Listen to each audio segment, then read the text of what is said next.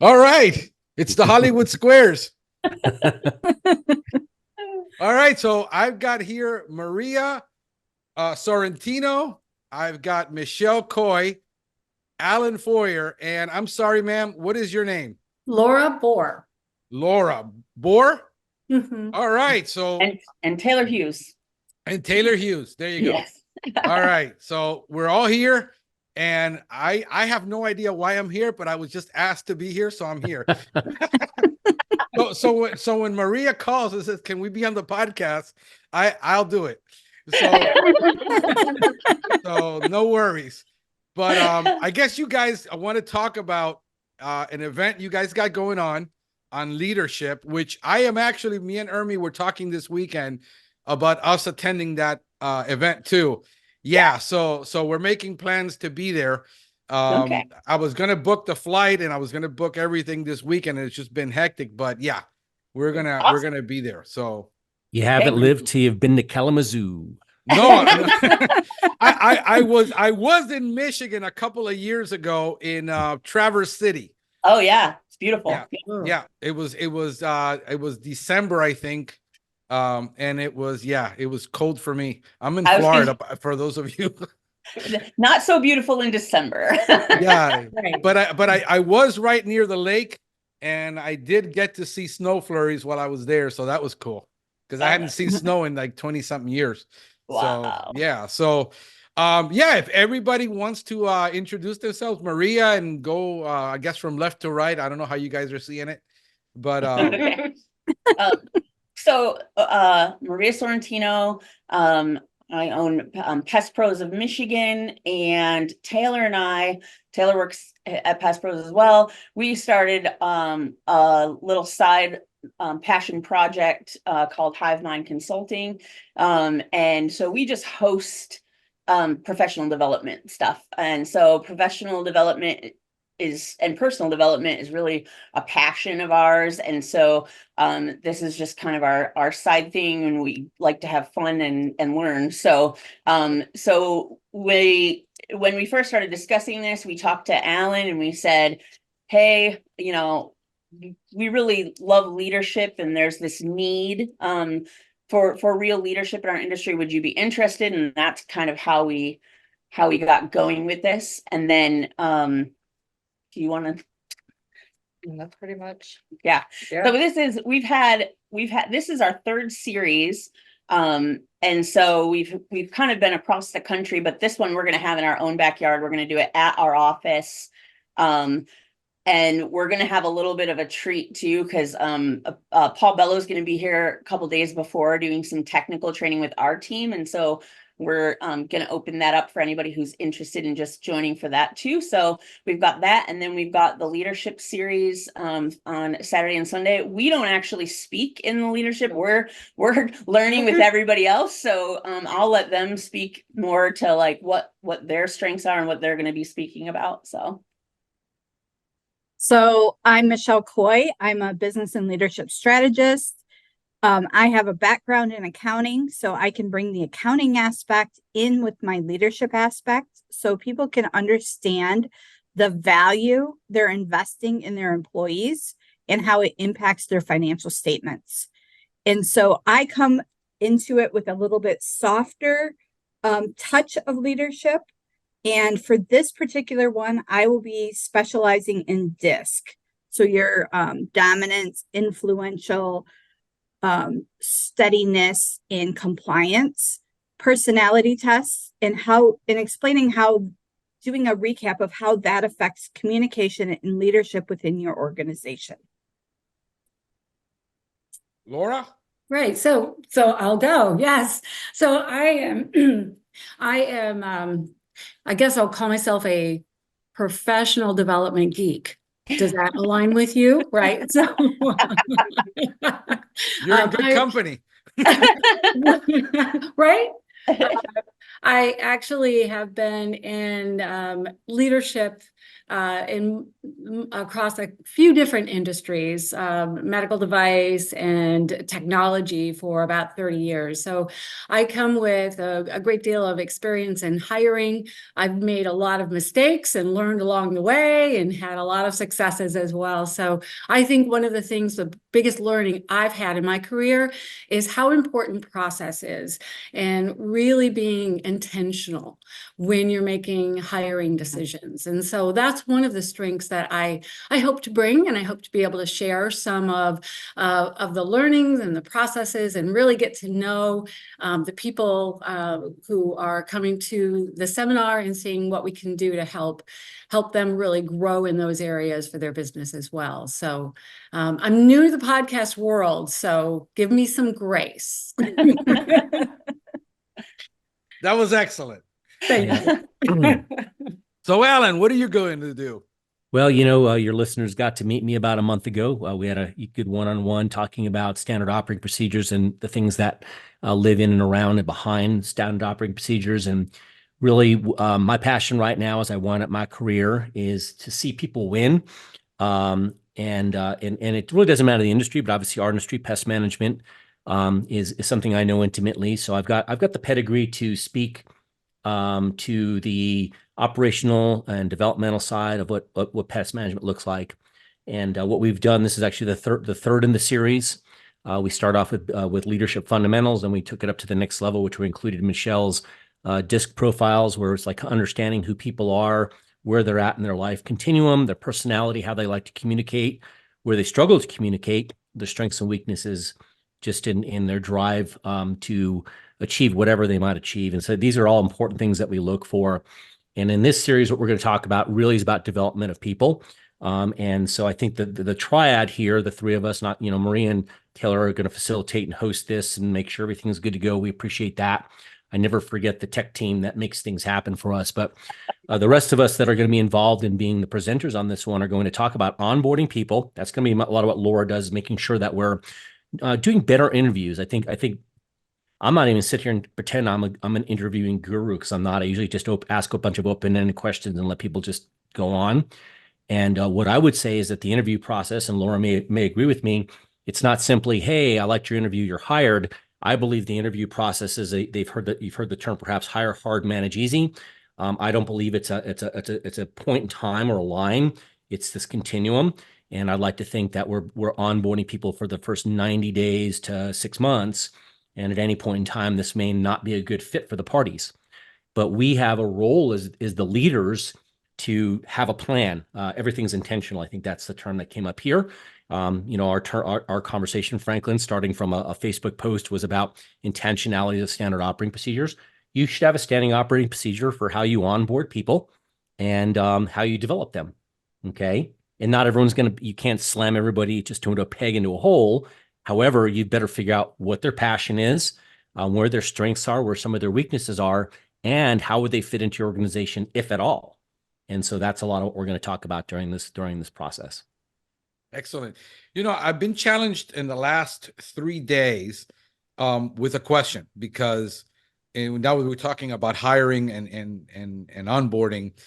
The challenge, and PCT magazine came out with an article about the issues that we're facing hiring Gen Zers now. I mean, it was a while back that we were going to hire millennials, but this industry depends, and it has depended on younger people to do a lot of the work. And we're finding the challenges with Gen Zers, the over expectations that they have about how much they're going to get paid, the ghosting issue where they're not even showing up for interviews, the attitudes of when they're interviewing. I mean, we expect certain people to come dressed a certain way to an interview. All of these challenges that we're now facing with Gen Zers that we didn't have to face really with millennials.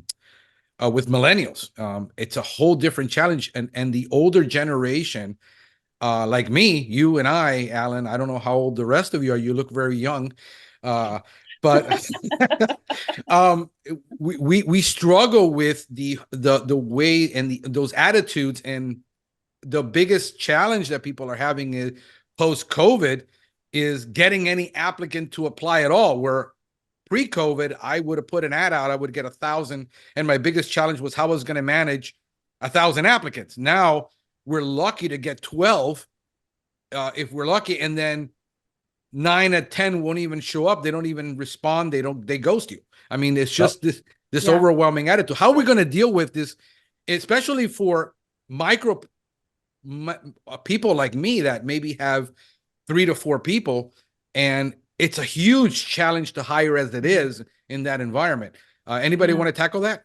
Franklin, I'd be happy to. I mean, I hear you. I think it's ever, change is the only constant in our world, right? And that's one of the things that I've seen since COVID. It's been exponential, right? We've had a lot of change. And this is an area that I think that you really have to think about hiring in a cyclical manner, right? Hiring is based on recruiting effectively. Recruiting is impacted by retention. And retention is impacted by onboarding. So it's all this one circle that can help impact the other.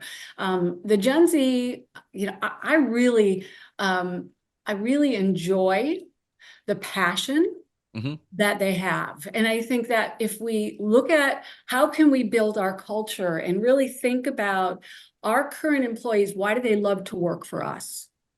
That's a really pivotal question, is why do my best employees, that's the really important distinction there, is why do my best employees love to work for me, right? Love to work for us in this culture. And when we can capture that and really bring that to life in the culture based on our retention, based on our onboarding, based on our hiring process and our recruiting, it can really help us start to build a bench. And our best recruiters are our own internal employees. That's always been the case, and it will always be the case, right? So what can we do to really expedite that? And so those are some conversations that I look forward to having, and some ideas on building a really impactful bench. That's one of the things I look back in my career, my peers would say, how come your hiring process is so quick? I had a bench. I was hiring and interviewing every day. It was my number one job, whether I had an opening or not. I made sure that people knew who I was, knew who the team was, valued what our culture was. And I had people ready to come to work when we had openings. And that's the important, I think, really one of the key important pieces of hiring. Now we got to talk about the process, because you got to make sure those people are the right people, right? So that's what a lot of the conversation will be around, is putting that process in place, making it intentional, and really helping us build that bench on an ongoing basis. So it's not, oh, I've got to rush and I got to hire today because I got an opening, right? Yeah, I think we're the biggest challenge for us. I mean, I'm just speaking for my a group of people. When you're at different levels, things become easier. They're never easy. I just think they become easier when I have 3 employees and one of them quits all of a sudden, or whatever happens. That's 25 to 30% of my workforce just went bye, and it has to be spread among the other 3 who are already overworked like me. And now, we have to focus on, hey, we need to hire another person. And that process for us sometimes, since we're not in that mind frame of we're always hiring, we're trying to get the next deal, the next business, the next sale. Our focuses are a little different than when we're in, I realize that as I'm growing, more and more of my job involves on a day-to-day is more of management of dealing with people, and in my versus dealing with the customer. It's now 50-50, but half of my day, like my morning, I have morning meetings with one person, and dealing with a text during the day. It's more of the people within the organization versus the customer. And excuse me, and as I grow, and I'm planning to grow, then this becomes more and more of my full-time job than what used to be 2 years ago. And then getting into that mind frame that just like we're always prospecting for clients, always be closing, now we always have to be keeping an eye open for who's available. And we're at the point where we have to overhire when the income isn't even there sometimes. and we're challenged with that. And it's like, you know, the budgeting, which me and Michelle were talking, it gets really, really hairy with the finances.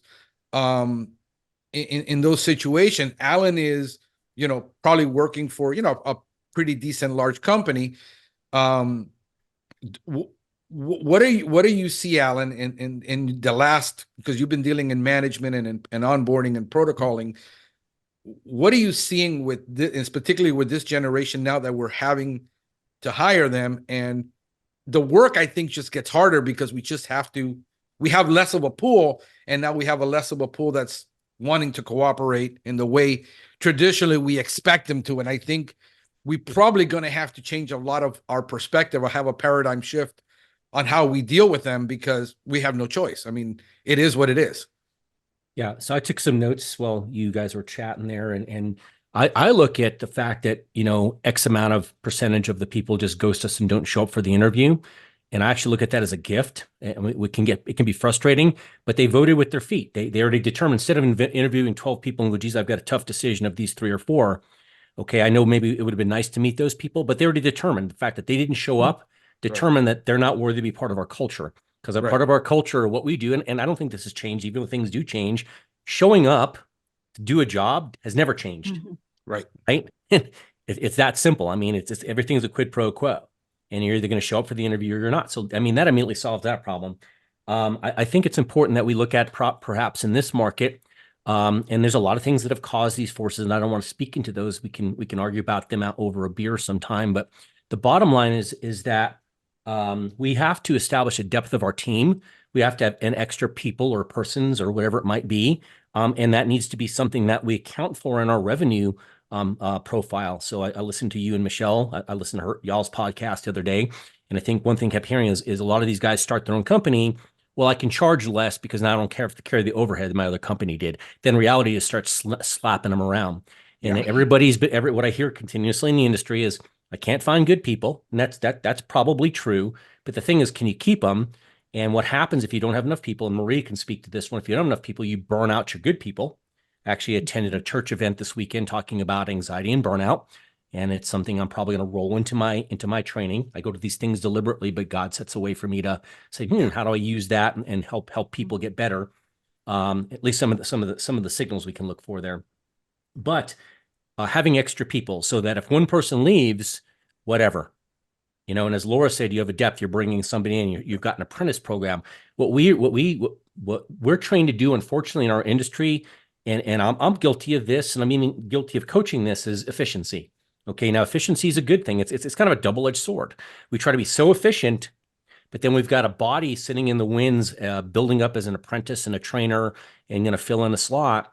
And well, that's extra weight. I don't need 2 guys in a pest control truck. I hear that all the time. I'm not sure about that. I think perhaps that's something new that we consider, the way we're looking at development. A lot of guys, when they start their own company, they take a lot of care with that first person, that second person. They rode with me for 3 months, but guess what? I can almost guarantee you that happened once or twice, and then it diluted down to like so-and-so trained this guy, and they trained him for 2 weeks instead of the 3 or 4 months. I don't know why I'm not getting the same results. I don't understand why my customers don't like the new guy as much as they liked me. Well, because you didn't put the same amount of focus on that person coming in there. We try as a company to have a couple of extras. I mean, the goal is to have 1 extra per 10 technicians that are working any day.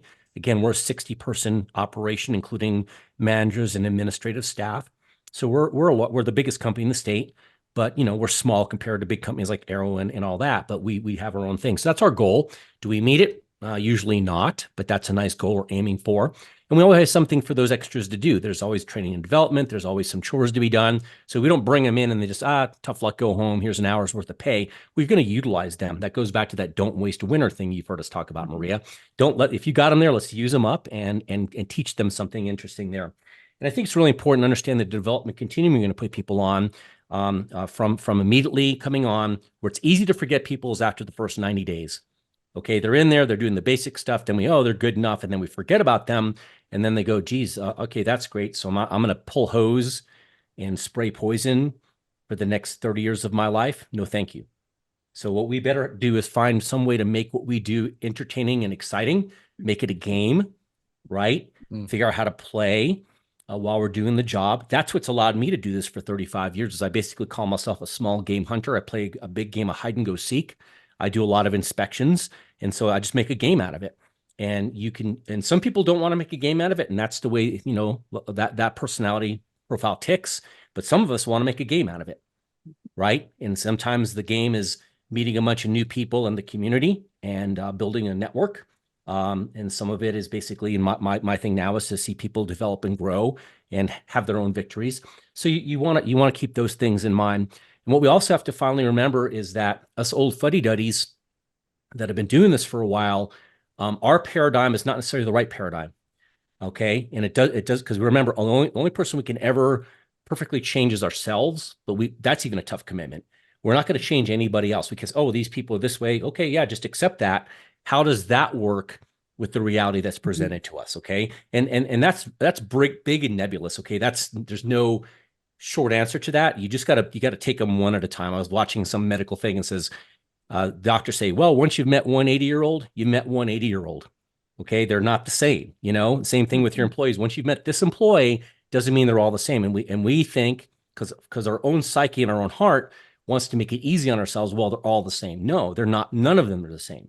Now the training development, the processes can be the same, but you want to find every way to let them be who they are within the guardrails. We talked about guardrails last time with the SOPs, within the guardrails of operation, Okay, yeah, I know you want to self-interpret these labels for pest control, but we can't.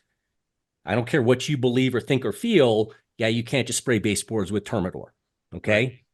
Well, somebody said, yeah, I'm telling you, here's the label. So you let them be as much of themselves as you can within the parameters. I kind of, as a musician, I like it like there's jazz, which is cool and flowing. Then there's freeform jazz, where it's just basically go for it. And just, they're sort of playing together, but it's kind of a big old jumbled mess. And so you have to find your way through that orchestra and orchestrate that to work. So I'll pause because that was plenty. And Franken, I'd like to speak to the mindset of these individuals. I had an assignment recently in a leadership training that said, go out and interview 3 different generations. Well, it became a passion project. And so when you listen to I interviewed a 29-year-old, think of how they grew up. They grew up in war. Everything since 2000, since 2001, you're looking at 23-year-olds. What did they grow up in? They grew up in war. They grew up in times of crisis. We just went through a pandemic. And so oftentimes these individuals are saying, we're just hoping and coping. We're coping with the stress. And so we're job hopping because we're looking for that thing that's fulfilling us. Yes. Unlike people of my generation that stayed at jobs for 18, 20 years. I stayed at a job for almost 18 years, which is unheard of in today's market. And they're just looking for that next thing and how they can impact the community, how they can impact and feel like they're a valuable part of something. And so what I really encourage organizations to do is share their values, share what their mission is, how they're going to be supporting the community, because that's what these young individuals are looking for. Yeah. Because you're going to be talking about DISC. I've done many different assessments over the years. I did take a DISC, maybe I think I was 25 when I took a DISC test, but I've taken a lot of different employee assessments that I've been using in my practice to hire. When is it appropriate to administer a DISC in a new hire situation? Is it immediately after they're hired or before? Because I know there's legal issues with using assessments in the hiring process. What would be appropriate there? And then to determine if that person is a fit or where do they fit in the organization? So I've seen companies use them as part of their onboarding process. I've also seen it used as, in between, like we're bringing you in for a working interview and we'd like to have you do a DISC assessment so that during that working interview, they can kind of measure that assessment with how it's fitting the culture as well. Mhm. So I've seen it in different parts of it. Some of them do it as part of the interviewing process. Let me So tell you something. Laura Let me- can probably speak more to Yeah. that. I want to Yeah, add to no. that. I want to add to that Okay. real quick is we have to be careful, like on the pre-hiring or the brand new hire, because they're going to BS their way through that. Michelle, we spoke about this Yes. live, and because Yep. I experienced it, I watch guys, they'll answer it thinking that's what you want them to answer. And so you got to get it further down and I hate to say this, here's a cliche of the times, you got to get it to a point where it's a safe space and a safe time where they understand you're not trying, there's no right answers here. Just be Right. who you are, take it so we can understand. It'll help you understand you. It'll help me understand you, and it'll help you understand me and how you deal with the world. But if they feel there's something to gain or be lost by taking the DISC assessment, they're going to play it. Even the most disciplined people, that like probably everybody on this call would go in there and take it genuine because we understand the value and what we're trying to achieve. We're not trying to game it. I wouldn't want to get a job under false pretenses because they thought, oh, I'm this soft and fluffy green supporter when I'm absolutely counterculture to that.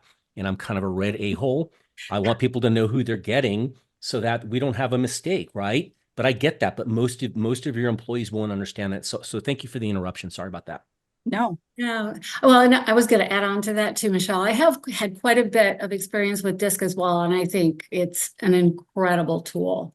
Where I have seen it the most successful is during onboarding, and then also as you go into new team environments in a coaching environment, because Yes. the biggest advantage I've had with DISC is learning the best way to communicate with the other person, right? So I can be Absolutely. coaching somebody and finding out that they are not getting my message, right? So when I Yes. understand, their DISC profile, it's been really helpful. Yeah, and that's where I found it helpful is, having businesses understand their team, because how can you work with your team if you don't understand how they want to be communicated to? Mhm. Right. And what's that style of communication, and what are those trigger questions? Some of these, you don't, oh, sorry. go ahead, What? Maria. I was just going to say some of these new hiring platforms are even making it part of their process. So we've been using Wise Hire recently, and that's actually part of their, which is really nice because it really tells you like immediately. Although I do agree with what Alan said, like I'm not 100% sure that people are being honest, because even when we've interviewed, some people were like, that's not correct, but it does kind of say like this person would be a good fit or not for this role. And so they're even getting to the point where they're saying, this is the profile you're looking for in this role, which again, you want to be careful with those because it's not always 100%, but it is interesting that that's where things are going to say whether or not this person will be a good fit. And even for the same thing for us, we've kind of figured out who the personality is per position, which has been really enlightening to understand like what personalities perform best in positions. And I know we're going to talk more about that at the conference too. So let me bring something up that's interesting, because and I'm seeing this coming up in the question that I had regarding Gen Zers, and the difference in millennials. When I was doing a lot of hiring back before COVID, we were using a company called Hire Select that had an enormous extensive profile that we did. I mean, this was like a 45-minute profile. It was extremely accurate, and especially in the issue of personality and finding people that were dealing with low self-esteem. That was one of the ones that I analyzed the most, because if you have low self-esteem being a pest control tech, dealing with customers who are high power people, which we have, they tend to get railroaded, and then they can't stand up to that customer and said, I'm sorry, Mr. Customer, you're wrong because of this, this, and this, which is where I usually have to step in. And what I find more and more is the enormous amount of low self-esteem and the amount of the inability to handle a ton of stress is what I see in Gen Z, is one of the things that worry me the most, because in our business, in pest control, any home service business, there's going to be just an inherent amount of stress just dealing with people. So you have an enormous amount of introvertness, self-esteem, lack of self-esteem, and all this. And that just kept coming up with the people I was hiring. Then when I hired them, I saw it. I was able to, say, why are you having an issue with this? Why did you do this for this customer? And it just reaffirmed that that's what I keep seeing. So I'm seeing that more. So in our task, it always, the comment that, Alan always observes is that you can't find anybody to hire. I said, no, there are people out there. It's just, you have to do the job of prospecting. It's like mining for diamonds. You got to move 10,000 pounds of dirt to find the rough diamond. And if you're looking for those A players to join your organization, it just makes it that much harder. I think the tools are there. It's just that most people doing their first hiring, when I was talking to Alan and I was talking to Michele, where we have solopreneurs that we're trying to influence, that's who I'm trying to influence the most, is those guys who jumped off a truck and went into self, because they have no hiring experience. They have no leadership experience. They have no management experience. They have no business management experience. There's no knowledge of finance. They just go into this, and now they're in this new world, in this new, what do you call it? The metaverse that they ran into, and they know none of this. And a lot of this to them is hogwash. It's baloney. It's like, psychobabble. I personally, I'm into poaching. I mean, I walk into a restaurant and I see a kid that's 17, 18 years old behind that counter, and he's happy as a lark. That's the kid I want to give my card to and say, bro, call me if you want to make more than this. Because that's always who I was as a kid. And I got poached, and I got from my businesses wherever I was working, because people saw my attitude. So when you see the attitude you want, you have to go for it and make those offers, and always be recruiting in that way, because I think that's where most of our employees are going to come from. It isn't going to come from the Indeeds of the world. That's too much work. No, you're always recruiting, Franklin, right there. That's a perfect example, right? Yeah, absolutely.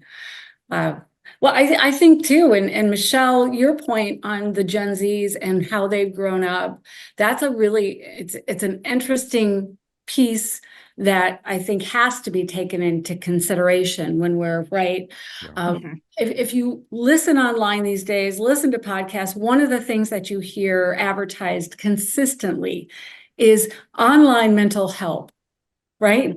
That's become, I think, one of the biggest areas, and something that we have to really think about too when we are coaching, and how are we having that interview process. So part of the process, I think the most important piece during hiring is having the staff, your employees, your people who know the culture, know the job, actually work with these people in a shadow capacity, because they learn more about them than you will ever learn in the questions that you're asking, because they're giving you the answers you want to hear.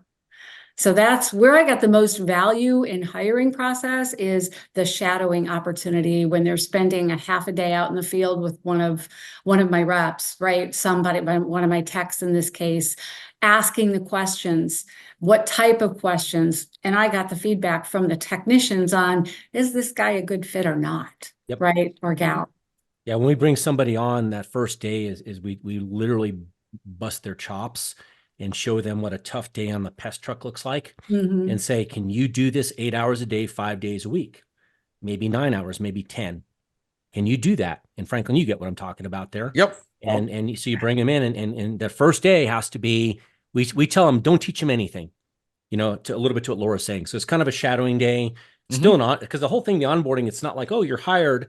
No, to me, it's a provisional hire. You are a probationary employee till we tell you you're not.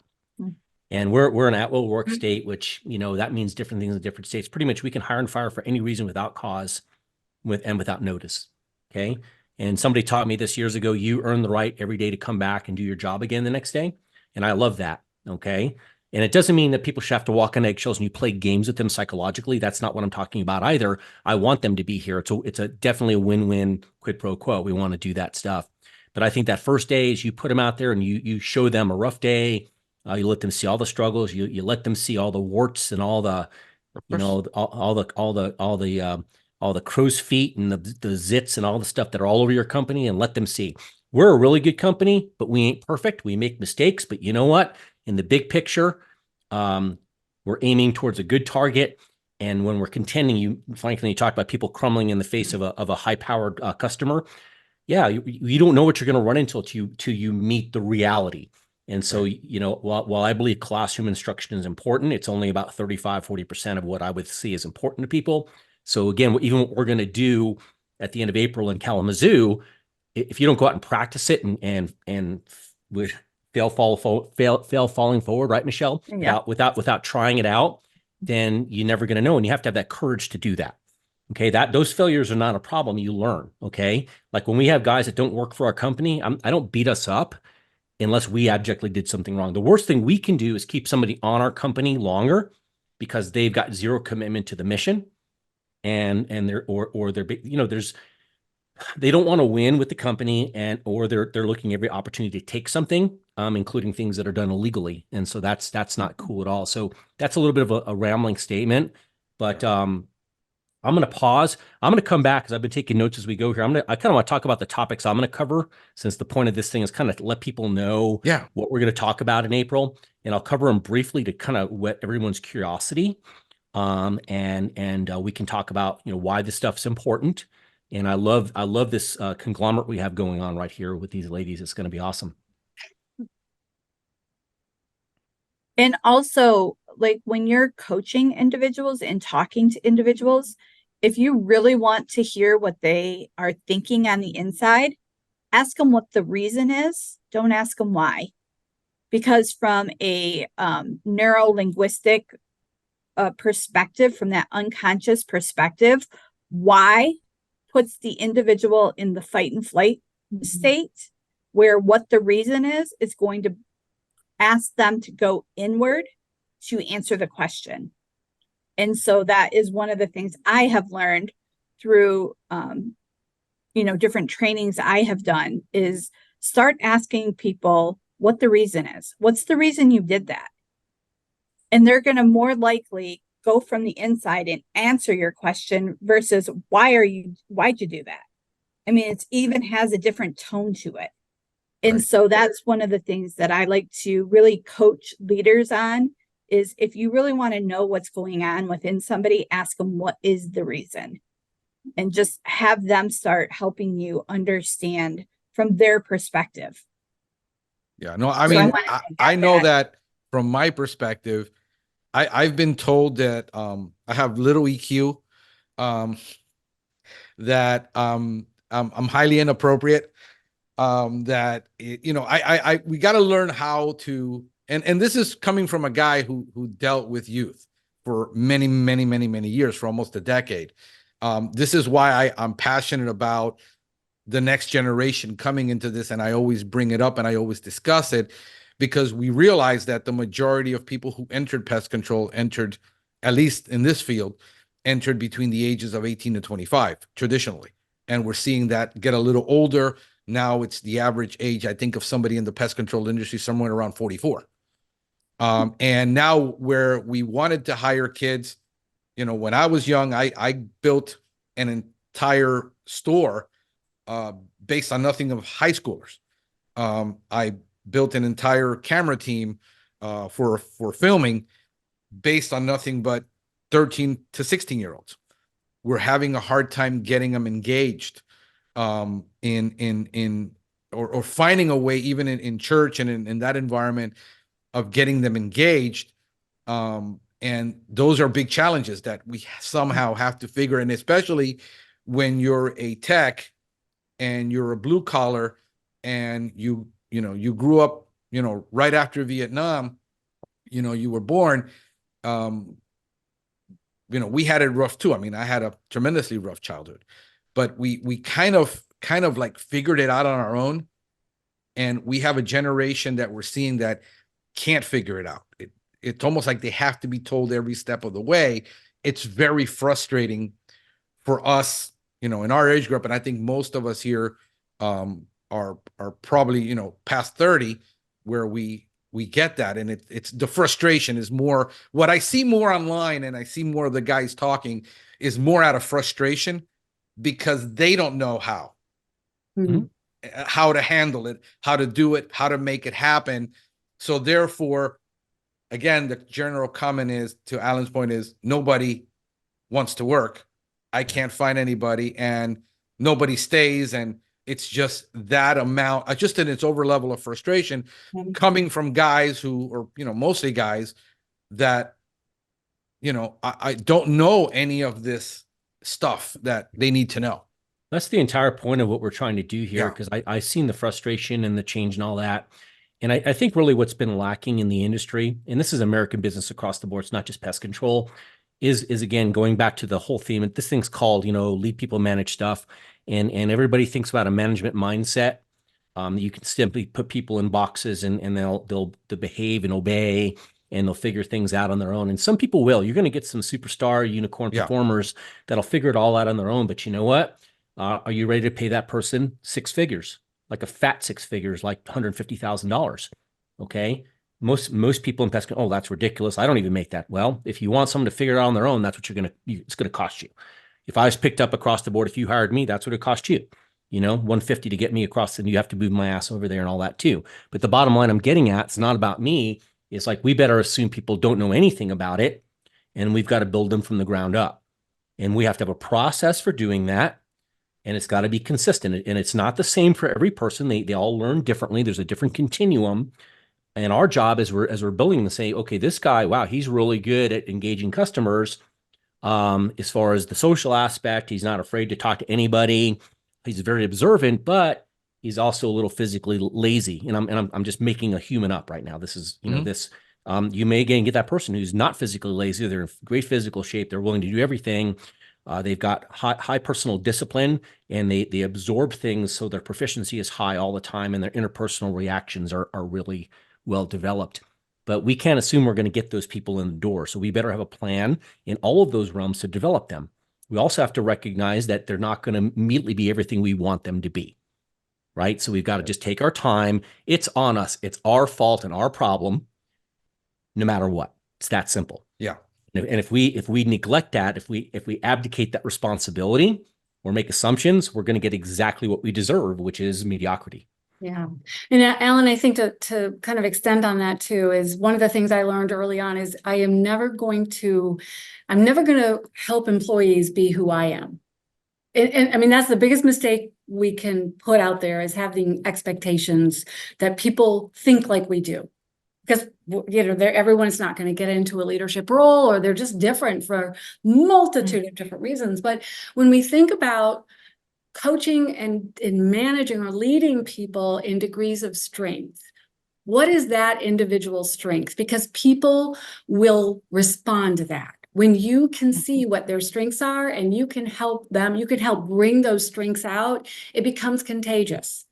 It's not that we ignore weaknesses or areas that they need to, but I think to your earlier point, those are technical things that we can correct. We can't really correct behavioral things in people necessarily. Sometimes they have to be performance managed out because they are never going to be corrected. But if we can focus on how do we help them really impact the organization by doing more of what they're great at, that's what people can respond to and feel like they're making a difference. Yeah, Marcus Buckingham has a book, and Maria knows what I'm going to say. It's called First Break All the Rules. And hopefully these are, I get some body language. Everyone's read this. Mark, and this is a 20-year-old book. And it's based upon a tremendous Gallup study that this guy and his colleagues did. And basically it says what the best managers do at work. And of course, I'll kick against the term manager and use the term leader. We have to identify the skill sets of our people and set them on the super highways that they're performing well at, and not try to make up what's not put in. So let's take whatever's awesome and make it awesomer. I'm going to make up words all day. Okay. Let's make it better than it even is. But also if they've got this little squeaky pathway it's called just a little footpath through the forest, you can get there, but you're not moving at 80 miles an hour. You're moving at 3, 4, 5 miles an hour. Now, it doesn't mean you can't establish that. You can't train them to move a little quicker along that pathway, but you're going to spend a lot of time and effort trying to build up what's been left out. Okay. Now, while I say that, there are still going to be irreducible minimums. You know, Maria's heard this term, Michelle's heard this term, Laura's probably used this term, that if they can't meet this irreducible bar, then they can't be part of this organization. Okay. And some of that stuff's like coming to work on time every day, you know, understanding how to in our industry drive the truck safely, right? How to have pesticide stewardship, you know, locking up your gear. I'm sorry, I don't see that that's ever going to be a shortcoming. That's a personal choice that we have to look for and set an expectation.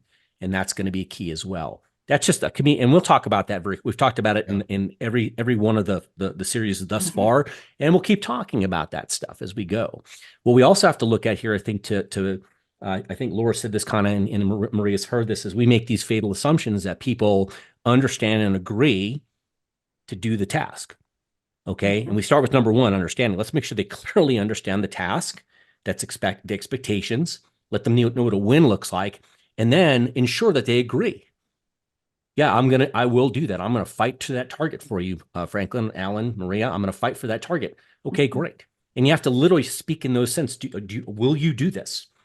Well, okay. Then the answer is no. As soon as you get more than a yes or no answer there, it's like, no, then you don't agree. Do we need to clarify more? Do we need to re-aim you, or do we need to go in a different direction? Okay. And I know that sounds like a fatalistic position, but they're either going to fit in the organization, the culture, or not. And we better find that out right away.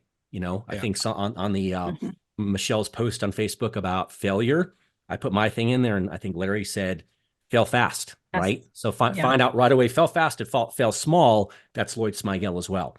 You know, make your mistakes small and quickly, and then correct them, and then move forward and stuff like that. So again, I'll pause so I don't dominate the conversation. No, but I think I'm sorry, Laura, I'm gonna interject here for a second. The biggest thing I see in that statement that you just made is the manager, the leader, the owner who doesn't really want to hear that answer, because that puts the responsibility on him to say, okay, we're done here. I got to go do this again. And when I just finished hiring a guy, I already hired and fired 2 people in the last 3 months, because the moment you start where you told me yes, yes, yes, yes, and then I see your actions in the field are different, I don't even have to ask that question. I already know. So I already made a decision that the new guy I hired a month ago, because he started changing immediately after he was left alone, where he was with me for 2 to 3 weeks. So at this point, I had a hard decision. I sat with Ermi. I said, I got to get rid of this guy. Here's why: the integrity isn't there. And I think that that's the biggest challenge that we have, is I got to start this process all over again. And it's painful. And it reminds me of the last time I did it and the last 2 times I did it. And therefore I don't want to. I just rather, you know, just have a warm body filling trucks. And we see organizations like that just have warm bodies, 50% turnover rates. But it does get challenging, where I have to be honest with myself. And I say, because I've already went where I kept the guy 6 months longer than I had to, a year longer than I had to, and it never improved and never got better. We already know instinctive, but we have to go through the painful process again. And for solo operators who spent 6 months trying to find somebody, he says, I spent all this time, all this money, and it cost me this much to train them. And it's almost like it's like buying stocks. If the stock keeps dipping, you know, you might as well cut your losses and move on. Forget about the cost of that investment. It's part of the game. It's factored into your finances. Move on, and let's do this. Let's do it again. It's sunk. It's already sunk. You know. We try to resurrect a dead body, and I think that's important. And I think this is going to be a key conversation piece during the seminar, workshop, whatever we're calling this thing. It's around. We're all going to get together and learn stuff, but it's really about it's about making and finding out quickly. And you can't project your desires of people. So one of my partners, and he was an okay guy. We broke up in 2003, but if he said one thing that was always correct, is you can't want it for somebody else. They have to really want it for themselves. And if you're projecting your desire upon them, you'll be disappointed. I think Laura alluded to that in her own way, different types of words there. But I think they've got to want it for themselves. Our job is to identify, do they have the drive to be outstanding in this, the drive for excellence to be part of this. Yeah. Okay. And Alan, I Yeah. think that first interview that you have as an owner with the individual can really help kind of vet out some of these things. I mean, I used to look at it as there were 3 pillars I looked for. I can train everything else. And you might have different pillars than I did, but my pillars were, I can't train somebody to be passionate, right? I can't train somebody to really be critical thinkers, problem solvers. I could enhance that, but they either have it or they don't. And I can't teach work ethic. You have that. So you really have to frame your questions very purposefully, intentionally during hiring in that first interaction with them to determine whether you're going to waste any more time. You know, how do I do that, right? Work ethic's a tough one, but I always akin that. I actually wrote a research paper on those 3 pillars. And what I akin that to is intrinsic motivation. I want people who are intrinsically motivated because they want to do something because it makes them feel good. They want to do a good job. They want to reach a goal. Obviously, people like money. That is, you know, that's a no-brainer. But I want people who are intrinsically motivated because they will figure out the work ethic piece of it more times than not. They're the ones who are going to show up on time, who are going to be put pride in the work that they do, right? So those questions were really critical, and that first conversation really helped me say, yep, I want to move them on and take the time with my team to do this further interviewing, or nope, they're off my list. Yep. And I think what we have to do is set up an exciting path for them to basically use those. And I wrote those 3 pillars down, and I'm excited to see you go into depth in that for the class. I told you, if I didn't teach on this and just got to sit and watch you, Laura, I'd be fine with that. Maria heard me say that as soon as we parted company in Kalamazoo last time. I'm like, I just want to sit and watch her go. But I think that's going to be such an important part of it. And I think what's important is, again, to your point, Franklin, before, is you trained a guy, you believed. Okay. And I don't mean like hope, but I mean, you really believed from your training that these guys were going to work. But then once they were on their own, their ethics bailed on them, you know, and that's discipline and just good behavior. And because as soon as you see that, see ya, you're done. You know, it doesn't work that way. And maybe you give a little attitude. It's like, maybe I was unclear that this was the expectation here. And you know, and I always tell Maria, this is the most passive aggressive you'll ever see me get. Hey, help me understand why you thought that was the right thing to do. Now that's passive aggressive. I get that. That's may not work with everybody. That's just when I'm at the end of my rope, I'll come to that one. And I'll say, help me understand why you made that decision. Okay. And it's open-ended, but it's a little snarky. Well, it's a lot snarky, but I want to understand why you felt that was the right decision to make right there. And it's something to learn. It's something for me to look at. And then what I'm looking for is trend.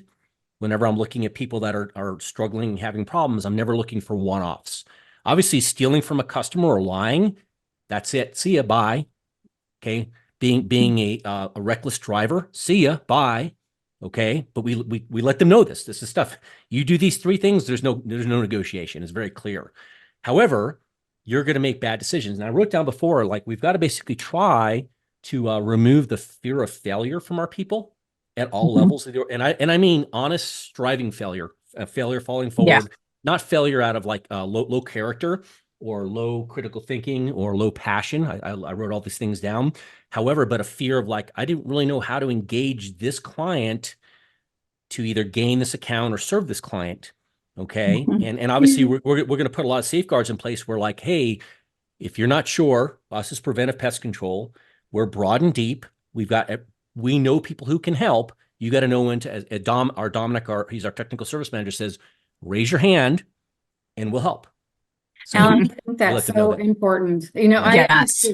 I actually had, I published everywhere in our office a mantra that said failure plus awareness equals growth, right? So that people would know that it is okay to fail. You just have to learn from it.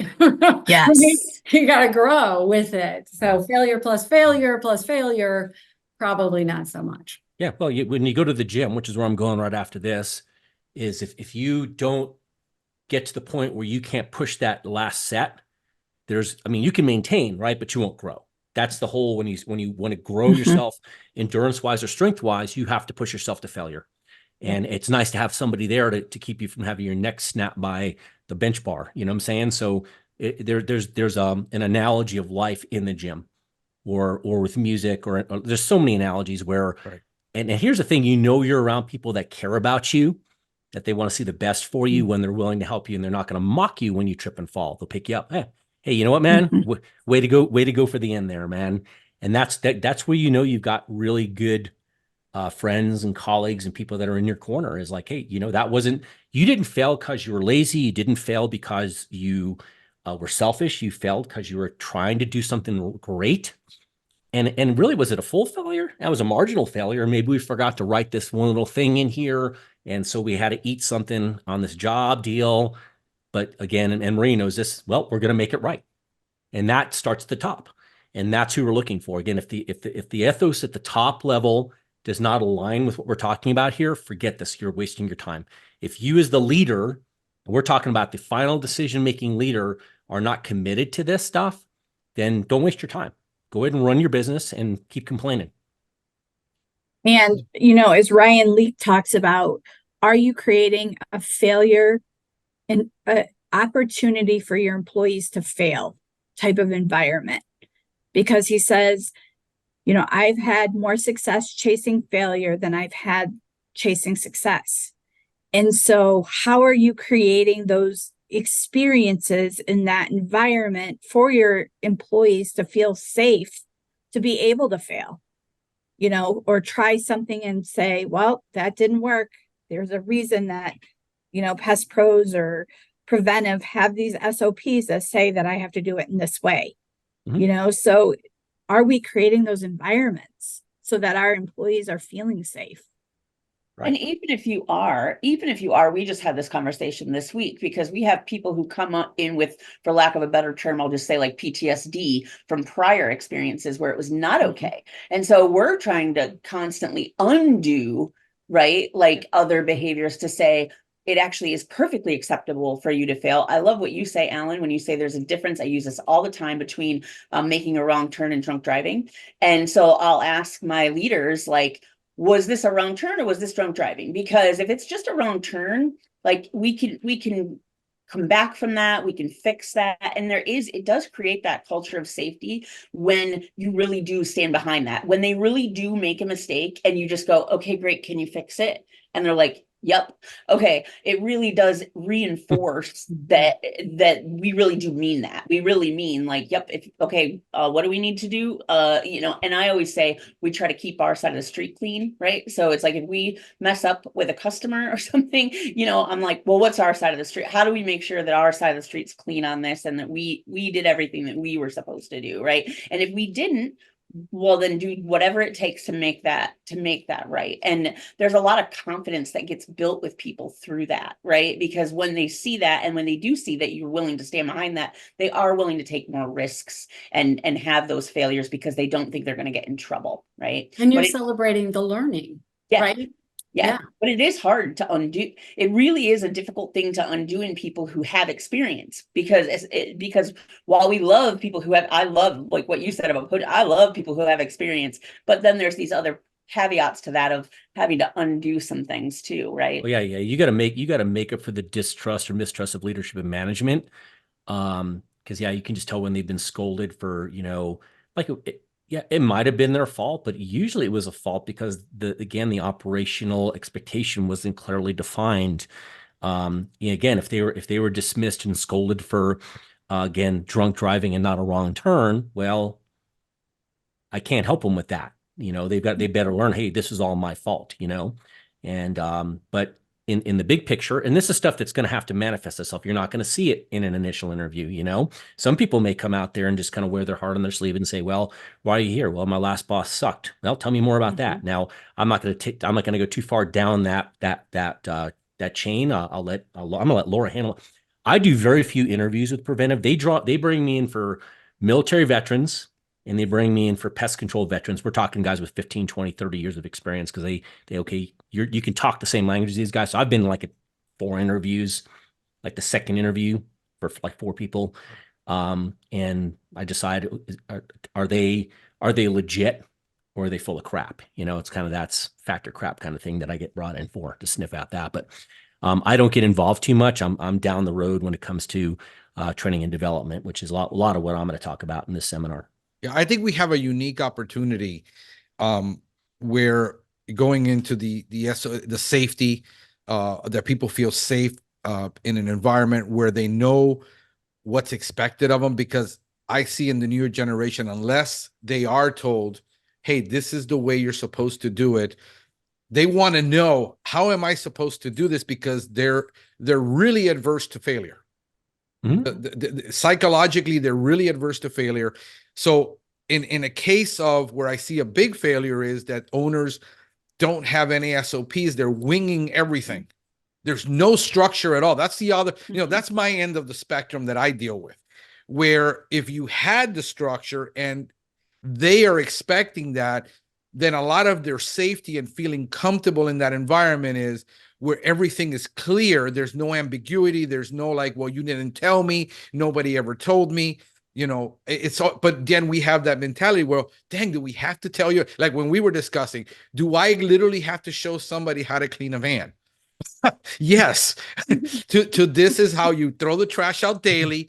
You pick up your vehicle, you leave everything in its place, and this is what's expected of you, so that there is, oh, okay, so when you didn't do something, it's more of a, hey, let's see how we can do this better. You did a good job. Let's see how we can do this better. Here's what I meant to say that I probably wasn't clear on, and then I think that a lot of that security and a lot of them feeling that they're part of something is that they have to be led by the hand and everything has to be in its place.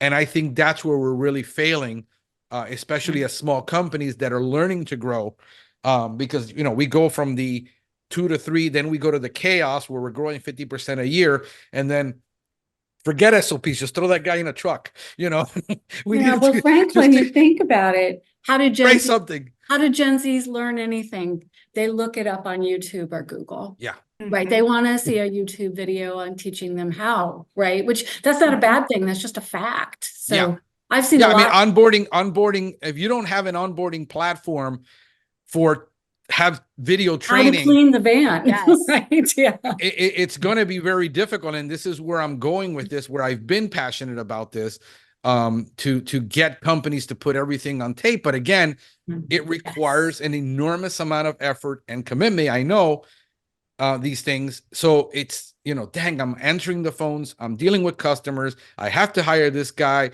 A truck just broke down, this happened. And the last thing I have time for in my 60, 70 hour day is to now record a video and look like I'm happy doing it.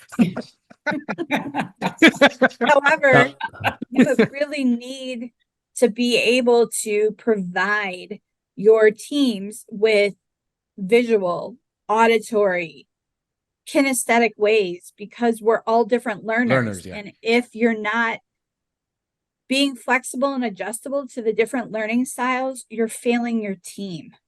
Yeah. We have a 1-page so we've got an onboarding packet that talks about policies. They've got places to initial and sign. And it goes all the way down to their basic training tests. We got like 10 or 12 tests that they take. It's got some standard operating procedures. It's got some client education sheets. But like when it comes to the truck, we'll stick to your example there. We have 1 page on how to prepare your truck. Okay, do we have a video? Nope. But when we give them the truck, here's what your truck should look like. Here it is. Now we get it during the day. It's going to get a little bumped up and bruised. But you know what? If you take 5 minutes a day and recover it to this point, there you go. That's the end of that. Yeah. Forget about having to make a video. You just give them a truck that's ready to go. This is how I expect you to keep your truck. Okay.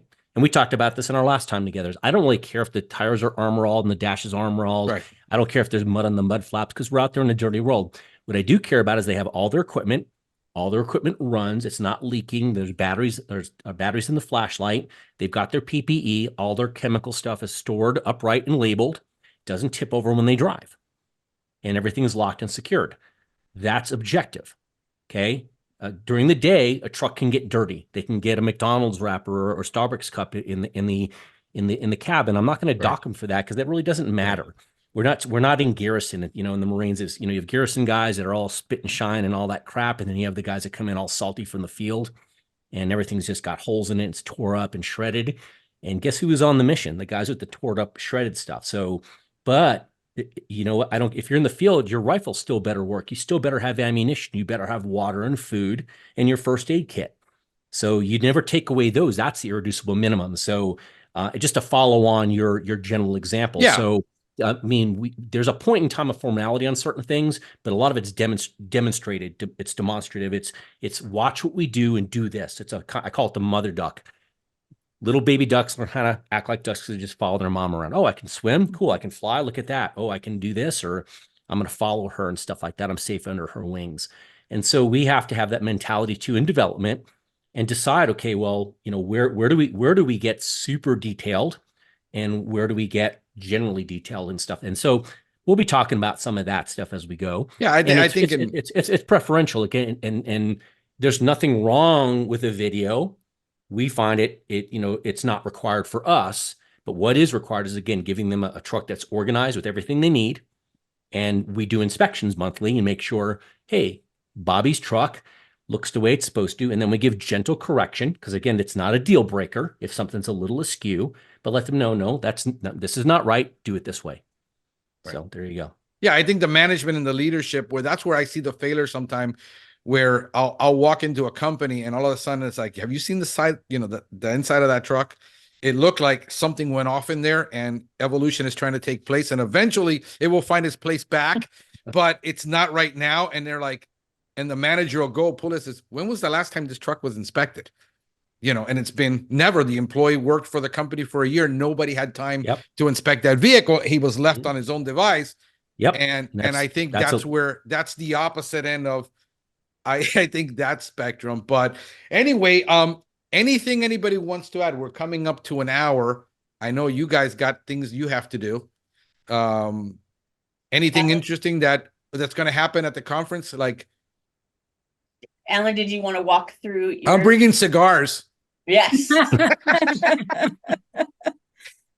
That could be interesting as well. So really what I'm going to be covering, we base everything we do off of a proficiency chart. So it's, you know, columns and rows with our technicians. We've got it broken up into basic, intermediate, advanced, specialty. As the guys earn those proficiencies, they one of two things happens. Number one, they get a base commission raise, and or they get the privilege to do some of the more exciting things that pay a much higher commission because it's more challenging. And you know, specific bed bugs, termite control, things like that. So we're going to talk about our proficiency chart. We're going to talk about how we try to find the right people for the right job, or as the Marines call it, a homogeneous assignment, how to put the right people in the right seat of the bus. We're going to show how you want to challenge everybody's proficiency by testing. A couple of different options on the testing, including practical examinations and field observations and ride-alongs and things like that. We're going to talk about what's called a personal development plan, and Maria kind of knows what we do here. And what's unique about our personal development plan is basically like a review, but guess what? The person that's being reviewed writes their own PDP. Okay, and then we just basically read it, and if there's a tremendous amount of BS, we call that out. Or even if it's like, even if they're being super modest, we're like, no, let me tell you what you're good at, which you don't even see. So we have an input in the PDP, but we let them write it first. Because oftentimes as leaders, what we do, I've got to do these reviews and they become a chore and a burden. And then do you really know? Because these people, nobody knows them like they know themselves. So our PDPs real quick, and we'll cover this, is number one, I do this really well. Number two, I don't do this very well. And number three, I want help from the organization to get better here. And usually number three touches number two. Or it may say, I want to do more of number one, but I feel stymied, or maybe something completely different. And then we rebut them in writing, or reply in writing, maybe not a rebuttal, but reply, hey, I agree 100%, Bob. I think you got that right. And what we agree to is this. But then you have to do the Lloyd Smigelism. If you agree to do it, you have to do it. And Lloyd Smigel used to say, if I don't do what I promised you to do within the time I promised to do it, you walk up to me and you put your finger in my chest, say, you owe me $5. And he give you a $5 bill. And so that's his little penalty. Now, obviously, a $5 bill doesn't go very far, so I recommend putting up to 20. That'll get you motivated, and that'll tell you a lot about your company. That's about responsibility rolling uphill to the leader. And we also have to recognize that let's not overpromise as leaders. We can say it's no for now, okay, or it's yes, however, or yes, at this point in time, we'll start the clock here. So we'll be talking about those things. And we're going to talk about, one of the things that came up with some of the new generation. I love the term anti-fragile. As humans, we are actually anti-fragile. I mean, we're not hard to kill, let's put it that way. But we tend to we get ourselves into this little mindset that we're defeated. So we have to let people know that you can do it. And that ties in with the removing the fear of failure for striving. So those are going to be the key things I'm going to talk about. There's a lot more details, but there's the 2-minute elevator speech. Laura? Yeah, no, I'm really excited for this upcoming session to work with Michele and with Alan on these areas. And for my topic is going to be all around the recruiting, the hiring, the onboarding, and the retention, and what are the challenges of each of those, what are some strategies for each of those areas, and what are the resources that are available. And I think we'll have some good dialogue around that and some good opportunity to put some workshop time together too. Michele? And I'll just be covering overview of the DISC profile, personality profiles, and how it helps you understand your team and the various reports, because I, as a Maxwell leadership consultant, I have a vast amount of different reports that can help you with the development of that team member based on their DISC personality styles. Yeah. And also to plug the class, we have a master class from Michele at on the Pest Geek Academy, Basic Business Finance. So, if you guys are struggling with not understanding your numbers and why you don't understand your numbers, she's done a very good class on that. Michele is bringing the liquor.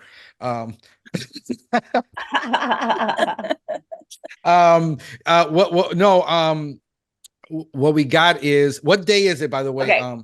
So I'll give you the overview of all the logistics, right? And Okay. so Alan and Paul Bello will be here with Team Pest Pros on Thursday the 25th and Friday the 26th. We're going to be doing some hands-on field training and classroom training. That's just an extra that we're throwing in for everybody because we're doing the development ourselves. And so if anybody wants to join us for those 2 days, that's just kind of a freebie that we're including. And then the leadership conference will start on Saturday the 27th and Sunday the 28th. It'll go in from the first day, it'll probably be from like 8 to 4. The second day, it'll probably be like 3 to like 3, something like that. We'll do some networking and some dinners. So if anybody who wants to go out after the class, we'll hang out and go to dinner. We were thinking about maybe doing something fun like golfing or something on Sunday. I don't know, more will be revealed on that, but we were talking about that. And then so that's kind of the timing. I am going to put a schedule out in order to find the event. We do have a Facebook page called Lead People Manage Stuff. So there's a Facebook group if anybody wants to join that. The tickets are for sale on Eventbrite. We designed it to be so that you could bring 2 people from the same company, because what we found is it's better the more people you bring from your company, the more traction you're going to get on these things. And so we actually coupled the tickets to be in pairs. This time you can buy them individually as well, but we gave a discount if you want to bring someone along. And then just kind of an open invitation for people, like if that's not enough and you want to hang out at Pest Pros and see some stuff, some of the guys that we've talked to from across the country are like, we just want to come out and ride with your staff and see what you guys are doing, or like that kind of thing. So that's another open part of it. So we're just going to have some fun for 4 or 5 days and hang out and network and learn together. So, and I'd like to add on the 26th, and I hope we're on the same wavelength still, Maria.